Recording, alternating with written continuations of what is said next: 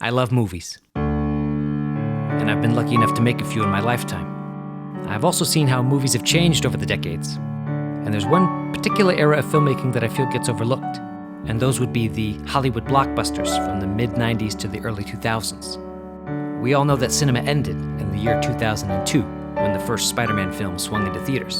So I'd like to take this opportunity to explore the great films that showcase the final golden age of Hollywood. My name is Martin Scorsese, and this is Twister.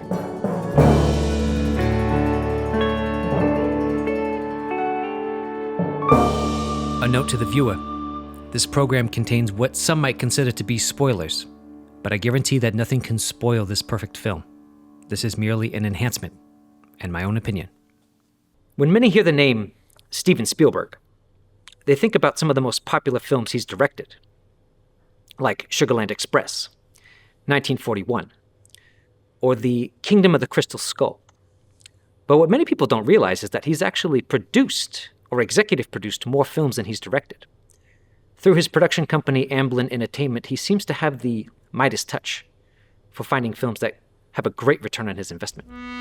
Some of these great films include Poltergeist, Gremlins, The Goonies, Back to the Future, and Who Framed Roger Rabbit. In the 90s, Hollywood was changing. Not only that, but the types of stories we could tell were changing. We weren't limited by physical reality anymore. With computer-generated images, we could now do large-scale spectacle, and it could actually look real. This was proof with Spielberg's film Jurassic Park. Here we have photorealistic dinosaurs interacting with the characters. This technology captured his imagination, and he wondered what else was possible. There was a study done by the University of Turin in Italy. And after they analyzed 47,000 films, they found that the most influential film of all time was actually The Wizard of Oz. And Twister falls heavily under the influence of that film as well. It's a twister! It's a twister! This is one of Spielberg's favorite films, and he has explored this same type of story many times over his career. Everyday characters being pulled into fantastic or magical worlds. You think of E.T., Close Encounters of the Third Kind, Hook, and previously mentioned Jurassic Park. But for his next project, he turned his attention towards tornadoes, and he was originally planning on directing the film himself. But after watching the movie Speed, Spielberg found the perfect director for the project. Jan de Bont was a Dutch cinematographer-turned-director. He shot such films as The Hunt for Red October, Basic Instinct, and Lethal Weapon 3, so he knew how to navigate large Hollywood productions. Twister began with a visual effects test at Industrial Light and Magic. They had to invent new software for depicting the tornadoes, and once they showed it to the studio, they were in. You can actually see this shot in the original teaser trailer for the film. In true Hollywood fashion, it was greenlit before a script was even finished. After the success of Jurassic Park, Spielberg approached the novelist of the source material, Michael Crichton, to write the screenplay for Twister. Crichton had written popular science fiction films in the 1970s, including Andromeda Strain and Westworld. He created the hit TV show ER, but Twister would be his most challenging work yet. He knew it needed a romantic core, so he enlisted the help of his then-wife, Anne Marie Martin, to co-write it with him. Martin was primarily known as an actress, starring in 80s horror films such as Prom Night, Halloween 2, and my personal favorite, The Boogans. Twister is her first and only screenwriting credit to date. Fun fact, the couple was paid $2.5 million to write the screenplay for Twister, making it the most expensive screenplay ever written at that time.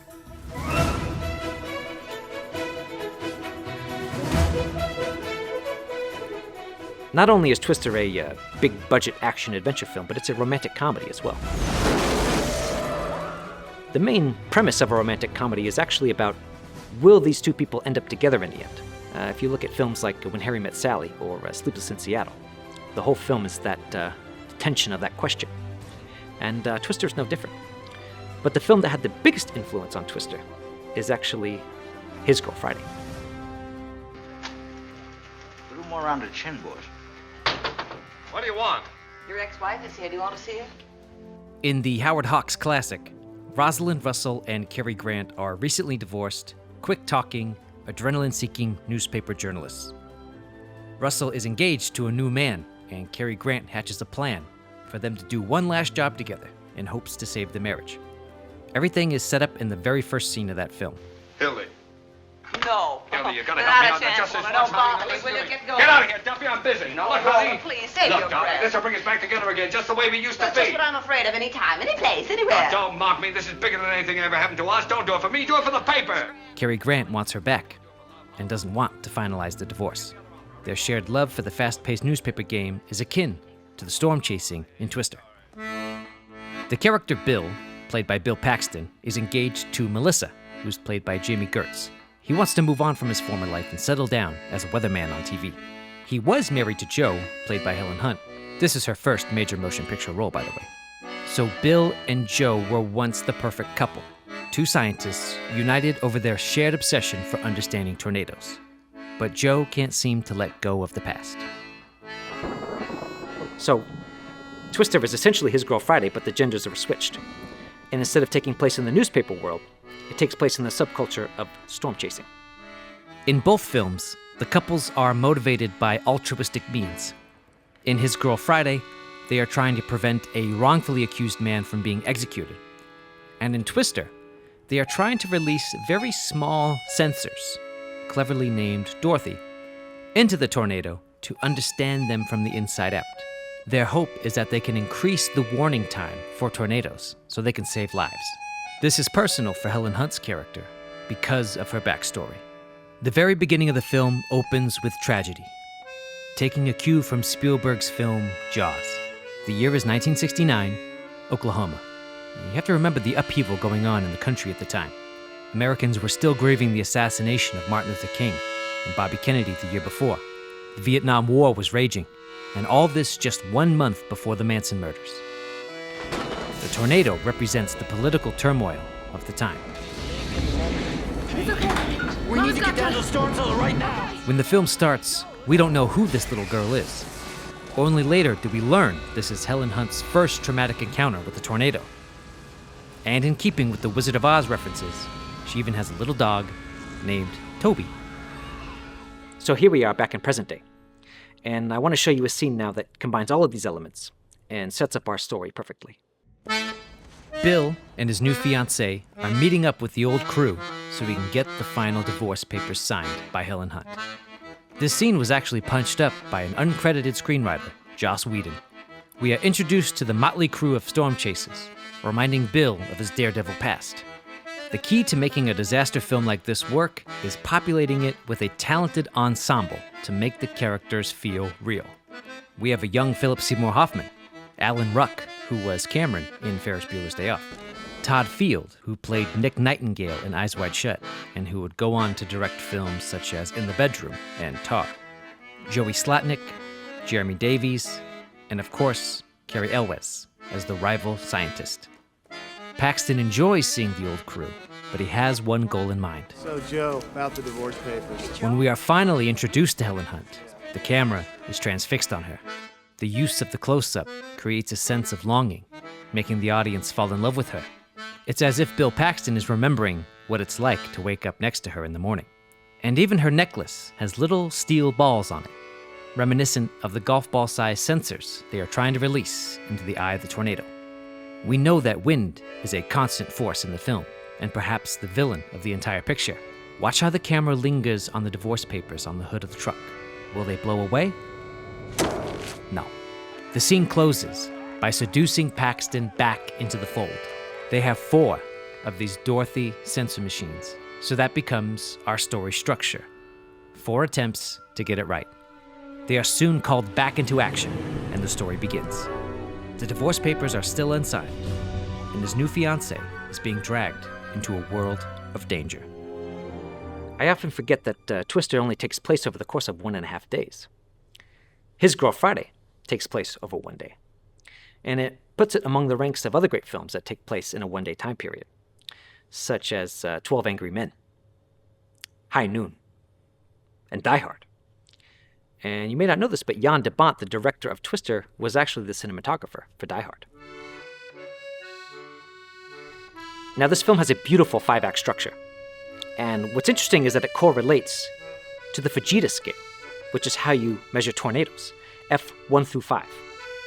So the film starts with an F1 tornado, that's our first act, and then an F2 tornado, Act 2, all the way up to Act 5. It's a beautifully designed, elegant structure for a film.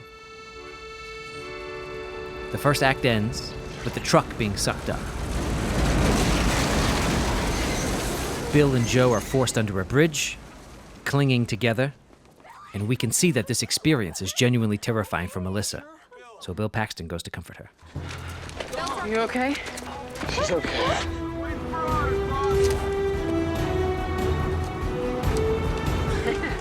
The second act ends with the twin twisters. Now this puts all 3 characters in the same vehicle together. Meanwhile, Melissa is trying to take calls with her clients. She's a marriage therapist, which is ironic because she's letting her own relationship slip out of her hands. Bill and Joe are thrilled about what they saw, and they actually embrace. Oh, honey. This is not okay. We are now at the midpoint at Aunt Meg's house. This offers some comedic relief in the face of all this danger. At this point, the audience knows that Bill belongs here, back with his people. The film is really experienced through the perspective of Melissa, Jamie Gertz's character, because she is new to the whole storm-chasing culture. She gets to ask questions on behalf of the audience. Is there an F5? Again, another great fish out of water tale is The Wizard of Oz. Dorothy is new to Oz and is constantly asking questions, helping to clue in the audience. What was that? It's a great technique for screenwriters to reveal exposition in a motivated way. So I want to show you another scene here. This is during the drive-in sequence. And it's a very simple exchange between Bill Paxton and Helen Hunt, but it proves Jan de Bont as a master of perspective. Let's watch it. This is a simple sequence of Helen Hunt walking past Bill Paxton. The shots on Bill are moving because it's Helen's perspective.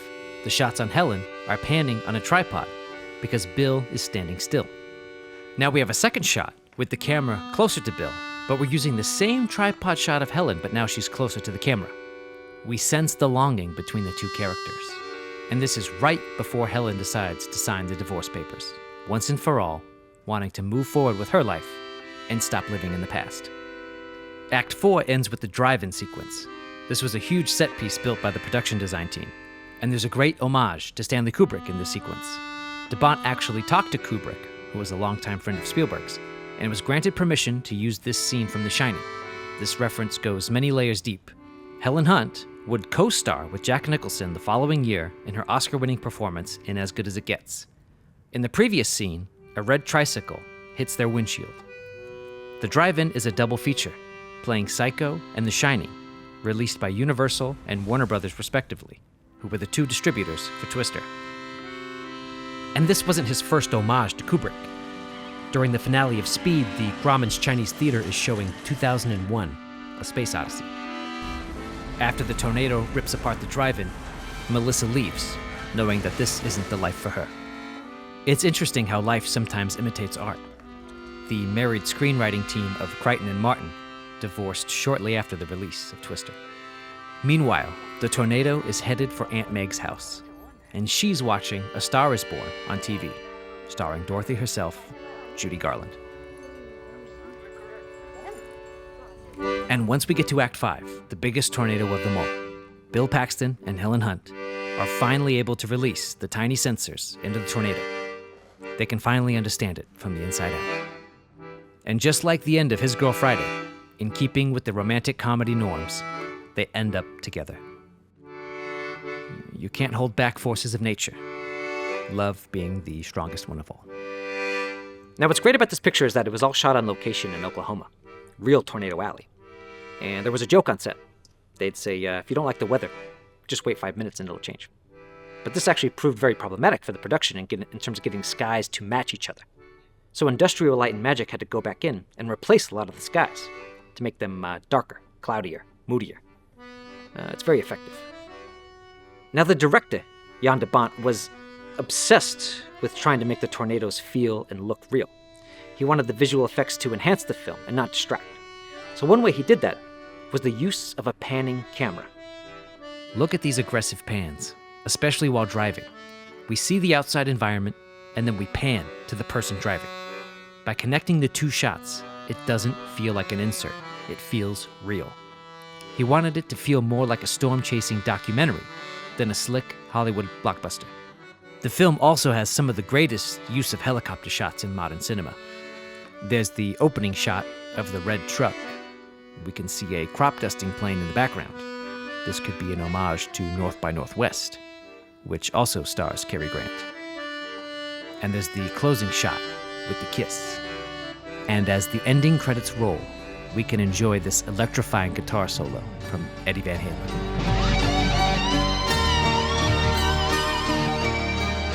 Much like his previous film, Speed, a lot of this movie takes place while driving, but this time as a caravan, with multiple vehicles, multiple characters, and the addition of weather elements. They had production trucks driving in front of the vehicles that were in charge of spraying rain, hail, and debris. The windshields of these product-placed Dodge vehicles had to constantly be replaced. A Boeing 707 jet engine was used to create the powerful wind effects. The sound of the jet engines were so loud that the cast and crew couldn't hear anything, so they put little earpieces in the actors' ears so they could hear the director. This also made capturing usable sound on location very difficult. So there were many instances of ADR. Shooting this film was actually very dangerous, and the production suffered many losses because of it. Don Burgess, who shot the film Forrest Gump, was the original cinematographer for Twister, but quit after having disagreements with de Bont. Jan de Bont allegedly pushed one of his camera assistants, making Burgess and his team walk off the movie. He was replaced by Jack N. Green, but after Green was hospitalized from an onset injury during the hydraulic house sequence, de Bont took over as his own DP. One could say he had been training all his life for this moment. The production was rife with trouble. Walkouts, injuries. Bill Paxton and Helen Hunt suffered temporary blindness at one point. But the fact that they were filming in Oklahoma in 1995 meant that real tragedy struck in Oklahoma City. A massive car bomb exploded outside of a large federal building in downtown Oklahoma City, shattering that building, killing children, killing federal employees, military men, and civilians. Production was paused, and many of the cast and crew went to Oklahoma City to help in the relief effort. If only these people had some kind of a warning, then maybe lives could have been saved. Principal photography was wrapped, and then it was up to Industrial Light and Magic to do their final touches on the film. When it came to creating tornadoes and sky replacement, one of the biggest challenges was rotoscoping around the actor's hair. This was the very first film to receive a PG-13 rating for intense depictions of very bad weather. The film grossed $500 million worldwide and was only second to Independence Day in 1996, adding another feather into the cap of producer Steven Spielberg. What I love about this era of film is that this is the next evolution of home video. This is when we start getting DVDs and supplemental material. And many people don't know this, but Twister is actually the very first film to be released on DVD. And this is one of these old Warner Brothers cases. You know, they got the little latch on the side. I don't know if you remember those, but it's very fun to play with, very tactile.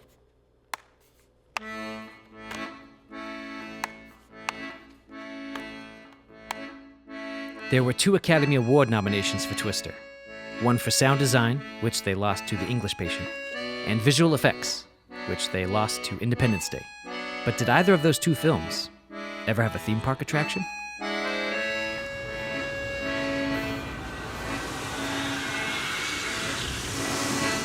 Or did they ever have a museum in their honor?